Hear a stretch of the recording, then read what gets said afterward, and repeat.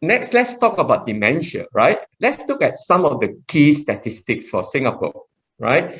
Now, we all know that Singapore, in common with many other developed countries, we are facing a aging population phenomenon, what is popularly called the silver tsunami, right? And if you look at the proportion of our population who's above 65, back in 2015, it was 1 in 7, right? But by 2035, it's going to be 1 in 3.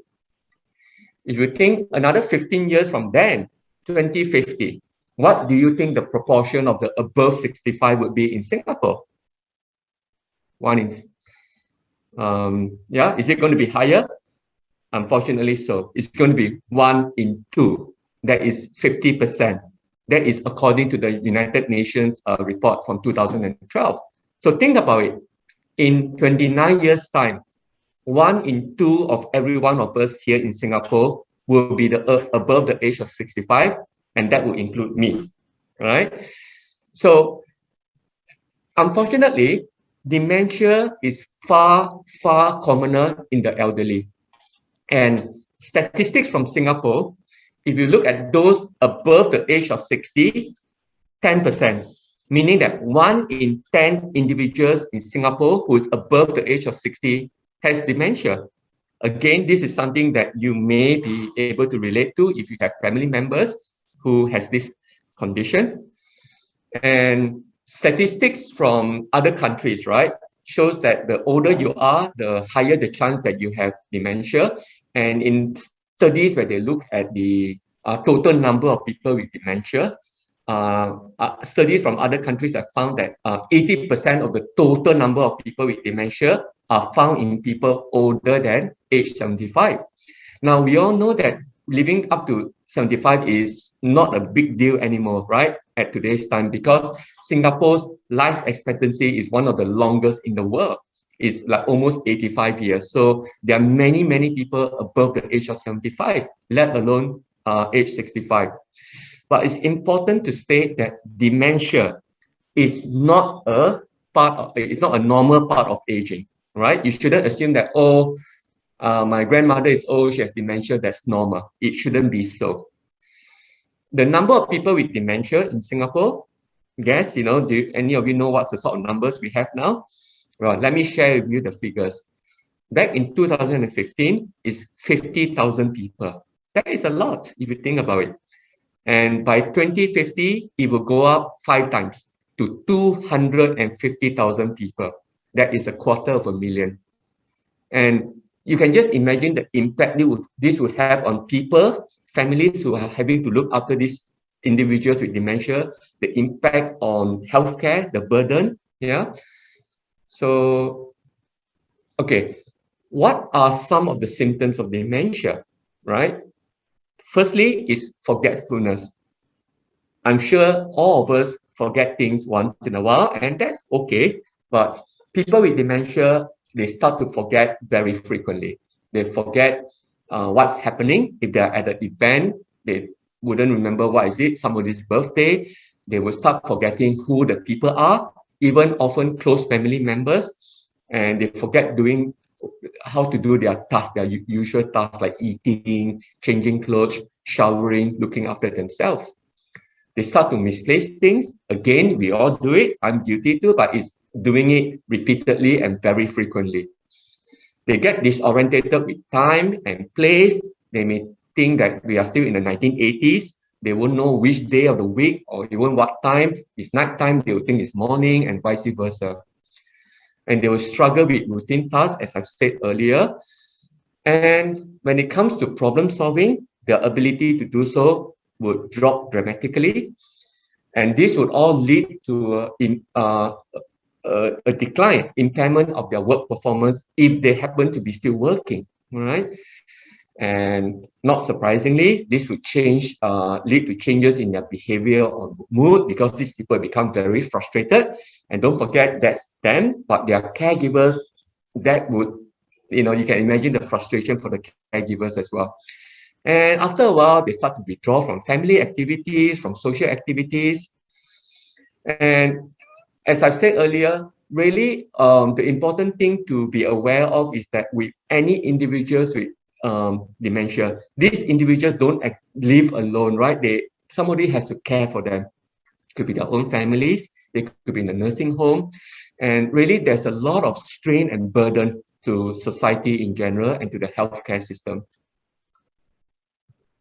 Okay, then if you look at hearing loss, right, what are the statistics for Singapore? So 1 in 30 adult Singaporeans of all age from 21 onwards, right, have disabling hearing loss.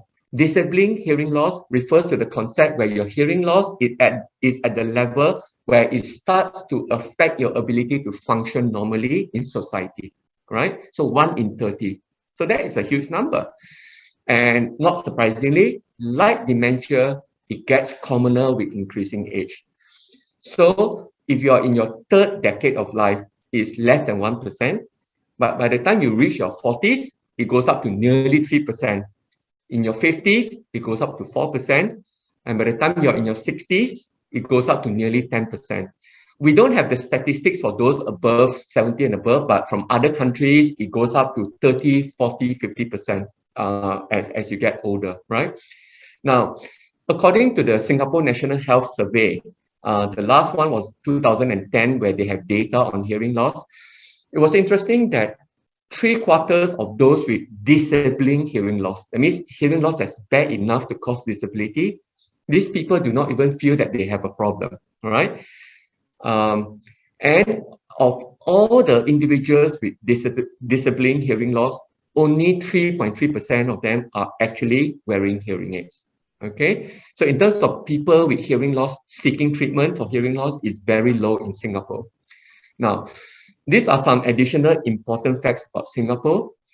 When it comes to hearing loss, we have done studies in Tan Tock Seng, and we have found that patients are waiting and waiting and waiting till their hearing is really bad. And by this time, they're quite old and they may have cognitive decline or dementia already before they start seeking help.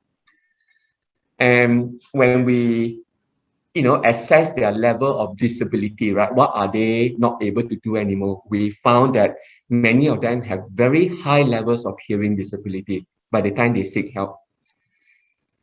Then we also found that even for those fitted with hearing aids, right? Many of them are either not using or using them very infrequently. And we estimate that there are probably more hearing aids sitting in drawers than sitting in the patient's ears. And I have found as a clinician that COVID-19 has sort of worsened this situation. So many of my patients now tell me, oh, doctor, COVID, so I don't go out at all. I only come to the hospital for my appointment. So I only wear the hearing aid when I come and see you. I don't wear it the rest of the time. So they are not having the hearing loss treated, unfortunately. But interestingly as well, another group of patients, especially the younger ones, they are also telling me that, doctor, now with this COVID, I'm more aware of my hearing problems. Guess why they are more aware? If you look at my face now, in fact, you look around you, what are we all wearing? We're all wearing masks, right? So each time you leave the house, you have to wear a mask. So unfortunately, a lot of our communication is non-verbal, right? Our facial expression, whether we are smiling, we can't see that anymore. One half of the face, we can't see. So that's actually making a lot of the younger people with hearing problems, they start to be more aware and they are coming forward to seek help. Okay, so why does it matter, if you have hearing loss? Does it need to be treated? I think we are all aware, right? If you are a baby, a young child, and you have hearing loss and you don't do anything, that's going to affect your education performance. And then later on, it would result in unemployment or underemployment, all right? It will lead to problems, difficulties with communication. It will affect your personal safety. You cannot hear the bicycles coming from behind you. Also, you lose your sense of humor, right? Because when people tell a joke, you don't get it the first time, you ask them to repeat. You know what jokes are like, you repeat, you miss the punchline, it's no longer funny, right? Not surprisingly, that also leads to changes in personality. People become more frustrated, become more angry, more withdrawn. This leads to social isolation. And more importantly, overall untreated hearing loss would lead to a decline in your quality of life. But more importantly, hearing loss, if you don't treat it, is also a very important risk factor for dementia. Okay, so let me just share a short story about a patient that I've seen recently. I had a 50-year-old gentleman. He was dragging in his father, I think was in his 80s, and everything was given by the son, right? Because the father already has dementia, and the son was begging me. He was saying, "Hey, doctor, can you please force my father to wear his hearing aid? Huh? He's already got dementia, and he's so deaf some more. You know how difficult is it for us to look after him? He cannot hear us, right?" Then I say, okay, let me look through his records and find out what's going on. So when I look through his records, I realized that actually 15 years ago, the same patient, the father, of course, have been to see us already. And that time, 15 years ago, he already had very bad hearing. We had offered him hearing aids, but he's refused. He said, no, hearing not bad enough yet. And at that time, that patient, the father, still had normal function, right? No dementia yet. So, and that is a shame because I was then having to explain to the son, okay, we can try hearing aids for your father, but to be honest, I will tell you now that there's a high chance your father will not get used to it, and he probably may not even want to use the hearing aid because he hasn't got the mental capability of learning how to use the hearing aids. So this is a very common story, common scenario I face in the clinic where patients come to me only after they have dementia. Usually they don't come themselves. The family members, the children bring them in, and then they ask me, doctor, please ask my father, my mother to wear the hearing aid.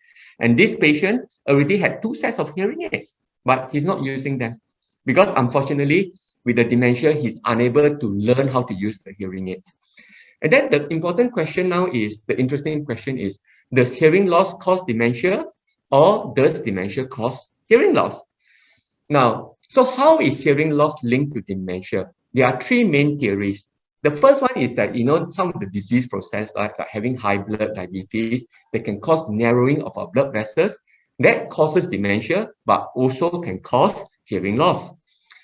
But we also know that untreated hearing loss will lead to decreased communication. You communicate less and increased social isolation.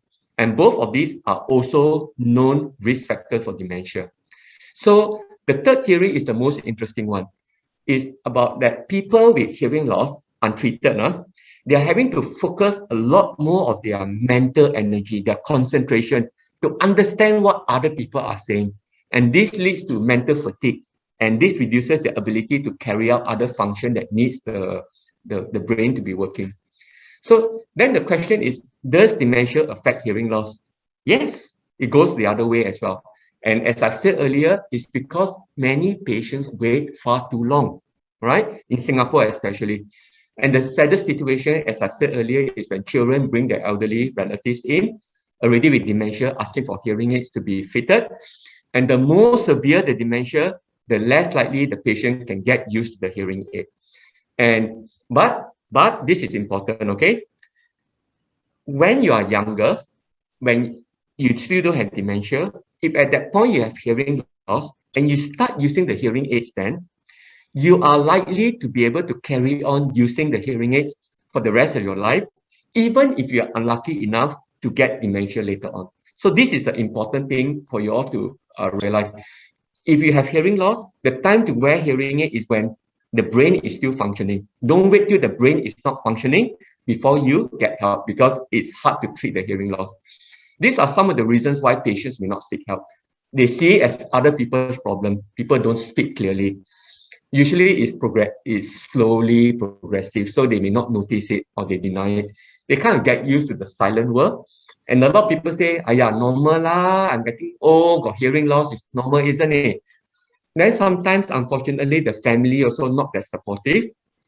There's still prejudice and stigma about the usage of hearing aid, which is not something that this talk is not just focusing on hearing aid, but we know that there's a prejudice and stigma.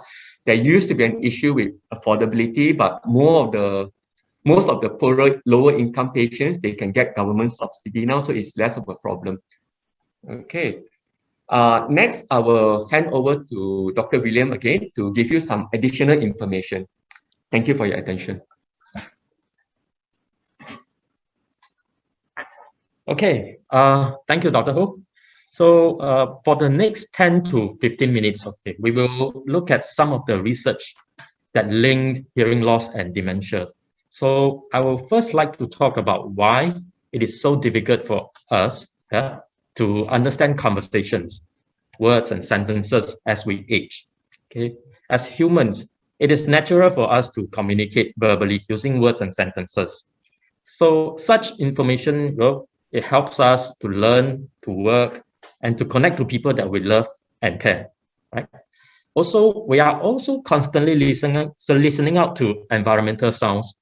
So, for example, clapping hands, music, traffic noise, alarm. Okay, so we need those sound, okay, to warn us of danger, for example, and really to connect us to the environment that we are in. And in the past, many years ago, okay, we really focused a lot on the ear and hearing loss portion and why that was causing difficulties. And we know a fair amount about hearing loss as we age. But recently, there has been more emphasis on how our brain processes and understand the meaning of sound we hear, okay? Or we call that central auditory processing, okay? And also our mental function, okay, such as memory, thinking, feeling, sensing, and intuition even, okay, what we call as cognition. So you see, this is actually a complex process that involves multiple components. Although we hear with our ears, okay, we actually listen with our brains. And as I explained to my patients previously, you can't really understand or know what you are hearing unless the sound travels all the way from the environment we are in, okay, to our ears and then to our brains. So it is a chain of events. We need our brain to be aware of the sound and to understand what our friends and loved ones are telling us, okay? So that's an important part of our difficulties as we age. And then there's another area that has been of recent interest, maybe in the last decade or so, is the role of cognition in our ability to understand conversation, especially in noisy backgrounds. Okay. So this is a traditional hearing test result, okay, what we call as audiogram, that you may be familiar if you ever had a hearing test done, okay. And this audiogram is important because it helps us to determine the type and the severity of hearing loss. So without it, we wouldn't be able to determine a starting point for what we are going to recommend. But then, unfortunately, this traditional way of measuring hearing, it does not really do a good job in predicting how well we are going to listen or hear, okay, in noisy backgrounds. Okay, and that was a real frustration for me as an audiologist before I decided to pursue research. And one of the motivating factors for me that I could look at this audiogram and I wouldn't be able to predict, okay, if someone was going to be successful or not with their hearing aids. Okay, so two people with exactly the same audiogram, okay, it's possible, okay, may report very different experiences in their own communication environments. Therefore, we see a need, okay, for more research to develop better and more accurate tests for us to tell us how well the patient can hear in noisy backgrounds, especially. So I should also explain that hearing loss can happen at different severity levels, okay? So they are most commonly known as mild loss, okay, where you have difficulties hearing whispering or soft-spoken people, okay? Moderate loss, okay, you start to hear mumbling, okay, you can't really understand what are those that you hear, okay. So, and severe loss, so words and sentences at our normal conversation level are getting hard to hear. Profound loss, okay, that is really close to death, okay. You may only hear certain loud sounds, really loud, okay, like gun firing, explosion. So let's do a little exercise here. We will use a simulator, okay.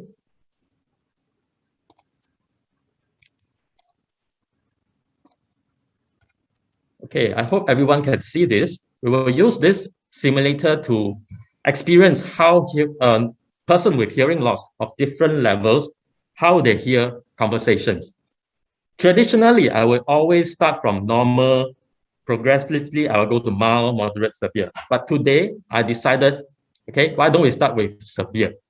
Okay, so you should also try and pay attention to the lower left corner of the screen. Okay, you will see some text moving. Okay, this will tell us what information we are actually missing out. Okay, when we listen to a conversation. So let's try and play this sound.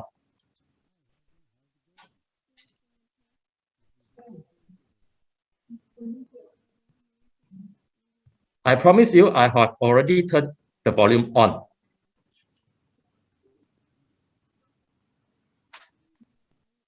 Notice you have a lot of information missing, okay, from the words and sentences that we hear. Now let's go to a better, so-called better hearing loss level. Okay. Immediately. It would only take you 12 minutes. The cool thing is that when you jump in the hole, you can't get out of it because the gravity would pull you back. This process would repeat. Okay, so it's very mumbling. Oh, that's Can't really. terrible. There's a really serious lack of clarity. Later on in the story, why you shouldn't dig a hole. You got more? Let's improve it a bit more. Hi, Hadley. How's it going? Good, Grandpa. What'd you do in school today? Well, one main thing was that media got canceled, so our class got to either write or draw something. You can And hear what did you most write or of the draw? information, Well, I but wrote something, and I some of called it the random fact of sounds the you day. can Would still you miss like it. to For hear example, it? the I'd high love pitch to. sounds, the S's. Random fact of the day. Did you know that This is if you what you dug a hear hole as from one side of the normal earth to hearing the other individuals. and you jumped through it, you would go to the other side immediately? It would only take you 12 minutes. The cool thing is. Okay, so I hope you get an experience of how hearing loss individuals actually hear. Okay, let's go back to the presentation.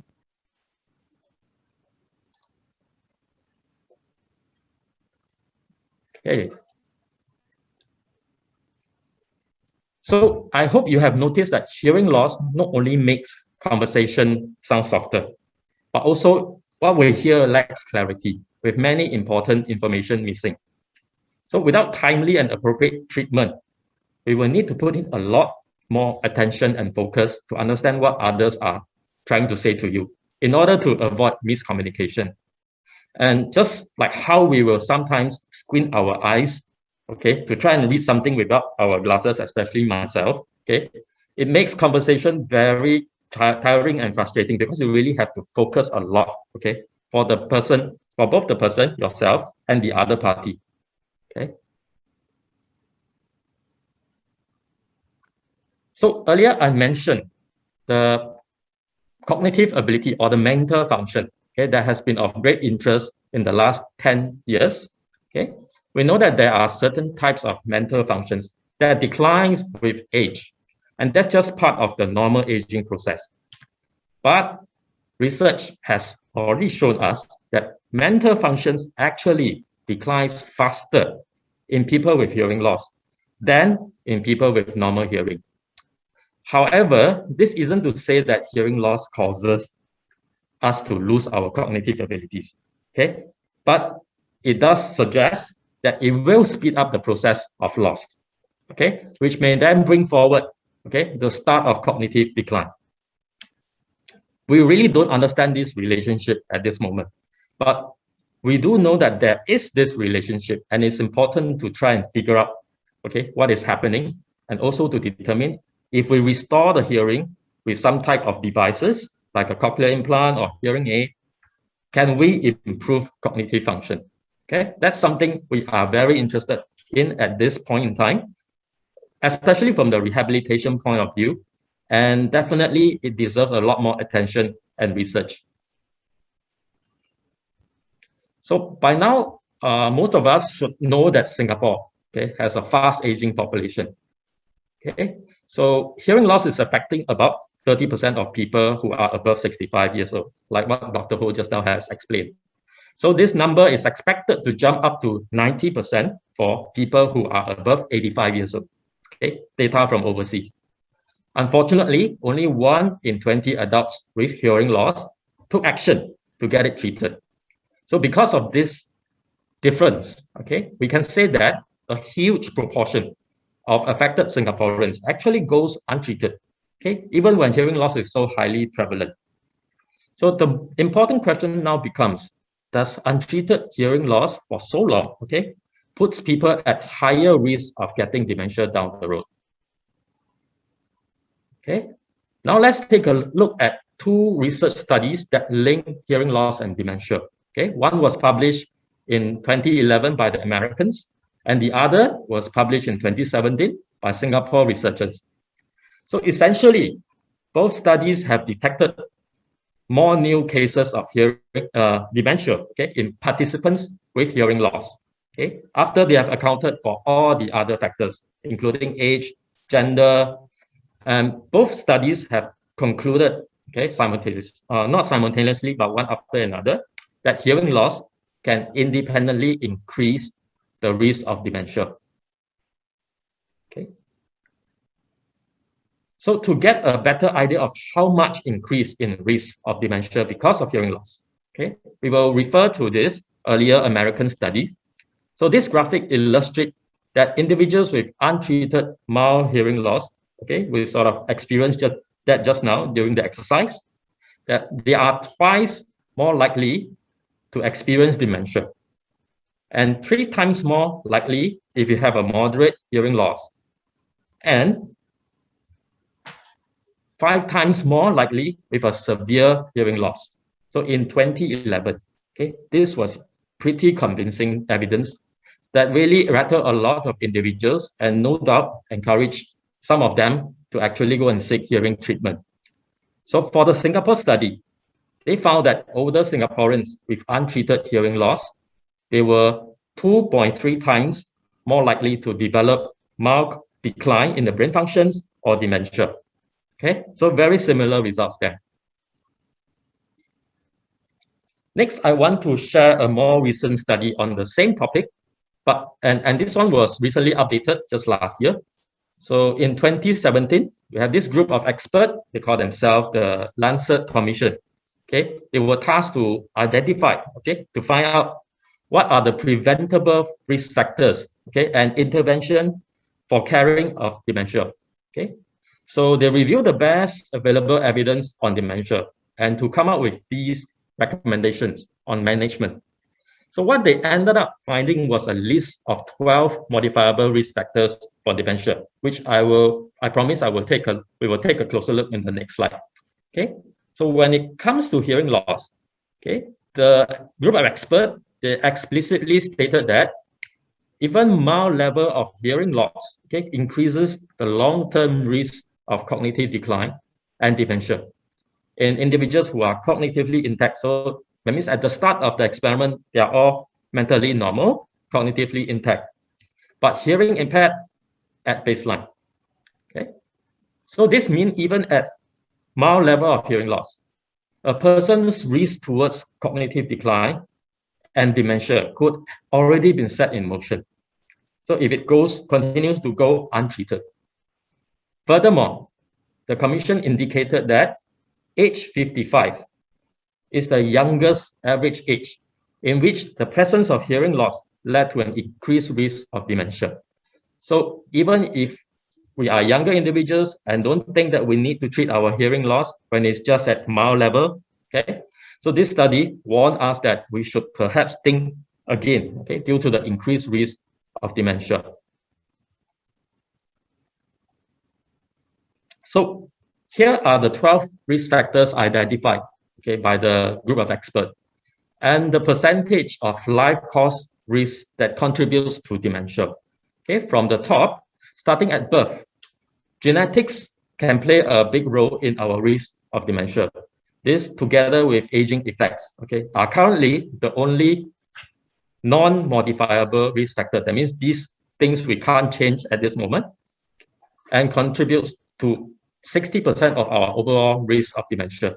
Okay, as we move to early life, less education is a factor at 7.1% risk increase in risk of dementia.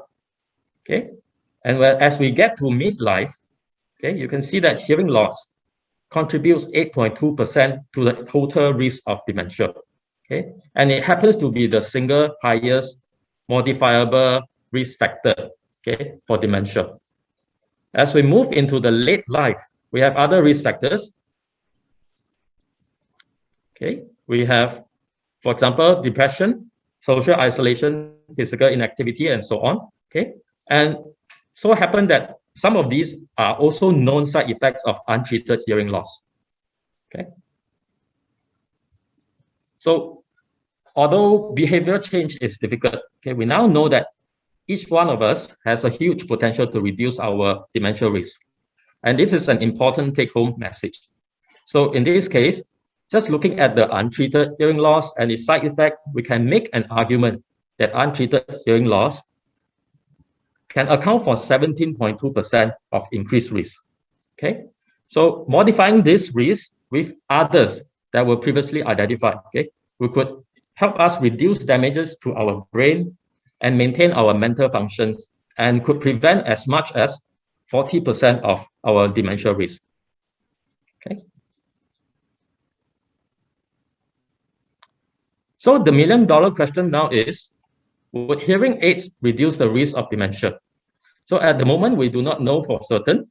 Okay, but what we do know is, okay, that hearing aids do help us to connect to our loved ones. Okay.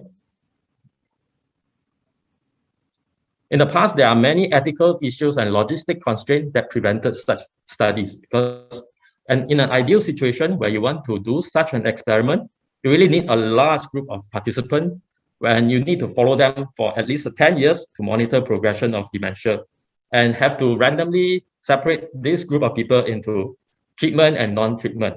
Okay, so ethically, it might not be acceptable to have one big group of people not using the treatment, but ended up getting dementia down the road. So, okay, but several small-scale clinical trials have started in US. Okay, they are trying to answer this question, but it will be many years before we get that definite answer. Okay, so just some take-home messages. I want to just highlight that the trajectory of our risk to dementia is not totally out of our control. So there are things that we can do now, we know that, to shape the outcome. Okay. And seeking treatment much earlier, if we develop hearing impairment, may help to stem the rise of dementia in Singapore. So thank you for listening. I will now take the next 5 minutes, okay, to just briefly provide a summary in Mandarin, okay, for the Chinese-speaking audience. 各位，你的听力好吗？我们常用耳聪目明来形容健康老人的生活状态。可见听力健康对于保障老年人的生活质量非常重要。然而，由于衰老等原因，老年人听力障碍十分常见。随着人口老化加剧，我国的老年性听力下降问题也随之恶化。在新加坡就有超过50万人，约全国人口的1/10，有不同程度的听力障碍。听力下降会让老年人感到孤独，不爱交流，心情烦躁，严重危害老年人身心健康。通常听力下降是一个逐渐的过程，未能引起人足够的重视。然而，听力功能下降有可能导致各种健康问题。目前有越来越多的证据显示，听力下降大大增加患失智症的风险。听力下降对认知能力和我们的记忆力的影响是深远的，因此千万要重视听力下降的症状。在新加坡，人们的听力出现问题后，平均20年后才开始看医生，而且成人中只有3.3%的听障患者佩戴助听器，因此许多人的听障其实还未接受妥善的治疗。我们需要通过更系统化和本土化的听力研究，来更好的帮助国人克服老年听力下降的问题。然而现阶段本土听力研究还需更多国人的重视与资助。虽然现在没有什么灵丹妙药可以解决老年性听力下降的问题，但却可以通过佩戴助听器进行有效的改善。所以提醒大家，如果你察觉自己的听力开始下降，一定要赶紧寻求医生或听力专家的帮助，早诊断、早治疗，这也有助于降低自己将来患失智症的风险。谢谢，也祝愿大家能活得快乐，活得健康。Thank you. I will now pass the time back to Dr. Ho. Thank you again, William. I will wrap up the session then. I just want to end by sharing about what are the real challenges that we face in healthcare. Okay, I know that's COVID, but besides COVID, everything else is still happening, right? So, as I said earlier, Singaporeans have one of the longest life expectancy in the world, right? But all my patients will tell me, doctor, I don't want to live long if I cannot have a good life. And I'm sure you all agree with that, right? So the biggest challenge in healthcare now is to ensure that all Singaporeans can continue to function well and lead meaningful lives even as they get older. Really, what we are aiming for is to have a healthy, happy, meaningful, long life, right? I'm sure all of you will agree with that. So what are some of the unmet needs, right, when it comes to management of hearing loss especially, is that late diagnosis is a big problem, as I mentioned. Then we also mentioned that even after you try to treat them, you give them hearing aids, many of them may not use the hearing aid regularly or at all. And really, this problem arises from the fact that we don't have a lot of effective treatment strategies that are suitable for our local population. We are just importing things, ways of doing things from the West, right? Because a lot of the research into management of hearing loss is done in Western countries. And audiology is still a young specialty, and we are just importing everything wholesale from the US, from the UK, from Australia, and applying it in Singapore. And that's part of the problem. So what we hope in the longer term is to, within Tan Tock Seng, to develop the first hearing research center in Singapore. And really what we hope to focus on is to study our own Singapore population so that we can understand the social cultural norms, right? Their attitude, the knowledge, the behavior, because we need to understand that fully before we can treat them. And then we need to develop effective treatment strategies that are acceptable to you, to fellow Singaporeans, right? And we need to translate the research findings into cost-effective care. And we also hope to do our part to raise public awareness on hearing loss and the link with this dementia. And last but not least, we hope to be able to advocate for affected individuals, right? And also their caregivers, family members. And with that, I thank you for your attention.